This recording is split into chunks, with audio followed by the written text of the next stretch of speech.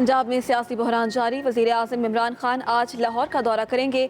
वज़ीर आज़म से वज़ीर आला उस्मान बुज़दार, चौधरी परवेज़ इलाही की मुलाकातें होंगी।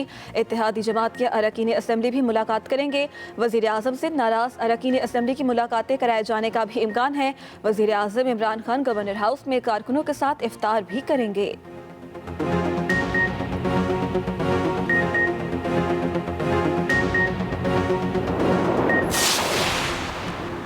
नेशनल सिक्योरिटी कमेटी के अस्करी मेंबरान अपनी पोजीशन वाज़े करें। आसिफ अली सरदारी का मुतालबा।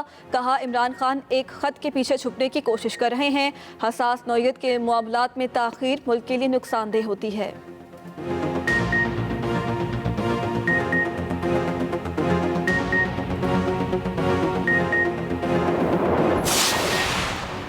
क्या कौमी सलामती कमेटी ने 197 अरकान पार्लियामेंट को गद्दार करार दे दिया? बिलावल भुट्टो जरदारी ने सवाल उठा दिए। पूछा, क्या दफ्तर खारिजा या वजारत दिफा 7 से 27 मार्च के दरमियान साजिश के राब्ते सामने ला सकते हैं?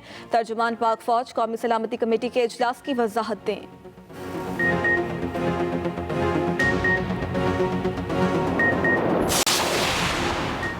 अमरीका ने एक बार फिर इमरान खान के इल्ज़ामात मुस्तरद कर दिए। तर्जुमान अमरीकी महकमा खारजा नेड प्राइस ने सवाल का जवाब देते हुए कहा, हम किसी एक सियासी जमात को नहीं, आइन की बालादस्ती और जमहूरी असूलों को सपोर्ट करते हैं। ये असूल सिर्फ पाकिस्तान नहीं, दुनिया के दूसरे ममालिक के लिए भी है।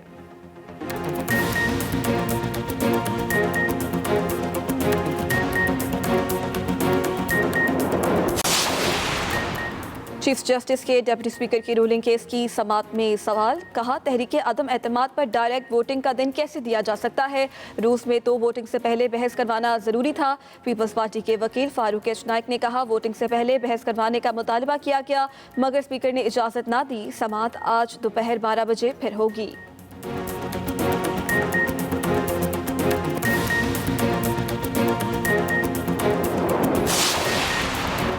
इमरान खान आए, मुकाबला करें, बताएं गद्दार कौन है? नाराज हलीम खान तहरीक इंसाफ पर बरस पड़े। कहा, वो झूठे साबित हुए तो खुद को गोली मार लेंगे। पंजाब में लाखों रुपए लेकर डीसी लगाए जाते रहे। फराह खान हर ठेके में शामिल थी। वो और उसका शौहर पाकिस्तान से भाग गए हैं। आपको सब पता था।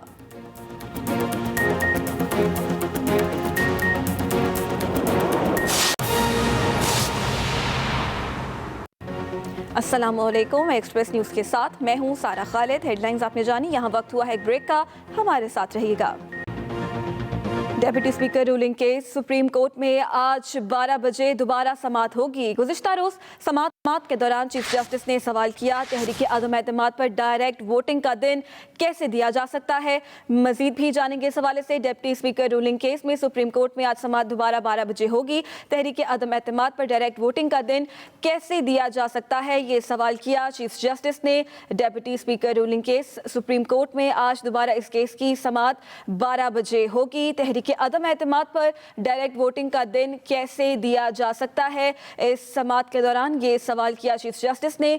डिप्टी स्पीकर रूलिंग केस के हवाले से सुप्रीम कोर्ट में आज 12 बजे दोबारा समाअत होगी। तहरीक अदम एतमाद पर डायरेक्ट वोटिंग का दिन कैसे दिया जा सकता है, दौरान समाअत चीफ जस्टिस ने ये सवाल उठाया। और आपको बताते चलें कि आज दोबारा डिप्टी स्पीकर रूलिंग केस पर दोबारा समाअत होगी आज 12 बजे। आपको बताते चलें कि चीफ जस्टिस के डिप्टी स्पीकर की रूलिंग केस की समाअत में सवाल के तहरीक अदम एतमाद पर डायरेक्ट वोटिंग का दिन कैसे दिया जा सकता है? रूस में तो वोटिंग से पहले बहस करवाना ज़रूरी था। पीपल्स पार्टी के वकील फारूक एच नाइक ने कहा कि वोटिंग से पहले बहस का मुतालबा किया गया मगर माना नहीं गया। स्टूडियो से फिल वक्त इतना ही। मजीद खबरों के लिए विजिट कीजिए हमारी वेबसाइट express.pk। आप हमें फेसबुक और ट्विटर पर भी फॉलो कर सकते हैं। तो देखते रहिए एक्सप्रेस न्यूज़ और रखिए हर खबर पर नजर।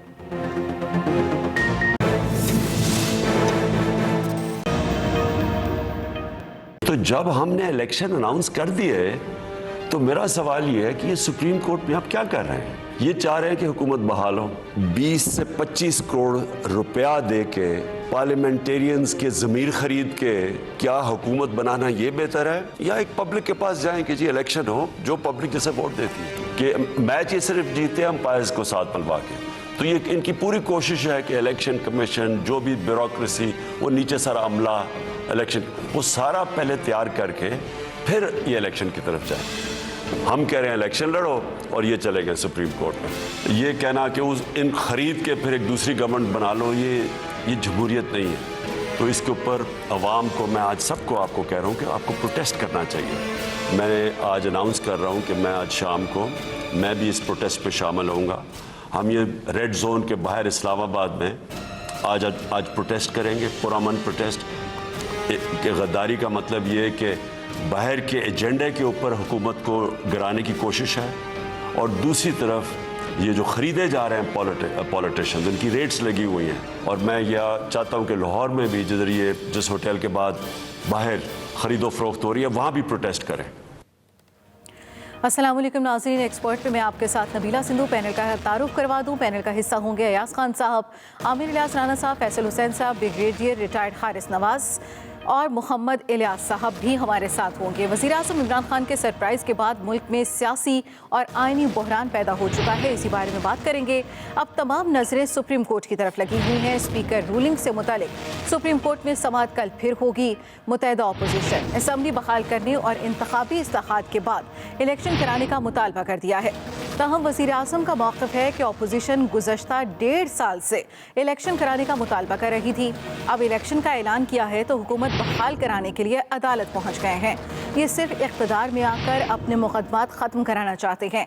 एक तरफ अपोजिशन तमाम सूरत हाल रिवर्स कराने की कोशिश कर रही है, तो दूसरी तरफ हुकूमत जनरल इलेक्शन एक के बाद एक कदम आगे बढ़ा रही है। अबूरी हुकूमत के क़याम के लिए वज़ीर-ए-आज़म ने साबिक़ चीफ जस्टिस गुलजार अहमद का नाम निगरान वज़ीर-ए-आज़म के लिए तजवीज़ कर दिया है। इसी मुनासबत से पहला और बड़ा सवाल ये कि मुल्क में आइनी और सियासी बहरान कैसे और कहाँ ख़त्म होगा। आमिर इलियास राना साहब, आपसे इसका आगाज़ करेंगे। देखिए जी, बात सिंपल सी है कि इन्होंने बेशक साबिक़ चीफ जस्टिस गुलजार अहमद साहब का नाम दिया है, और गुज़श्ता इलेक्शन भी एक रिटायर्ड चीफ जस्टिस नासिरुल मुल्क ने कराया, लेकिन वो रिटायर हुए उनको 3 साल हो गए। और ये पॉलिटिकल जॉब है प्राइम मिनिस्टर बनना, ये किसी भी तरह तो जब हमने इलेक्शन अनाउंस कर दिए तो मेरा सवाल ये है कि ये सुप्रीम कोर्ट में आप क्या कर रहे हैं? ये चाह रहे हैं कि हुकूमत बहाल हो।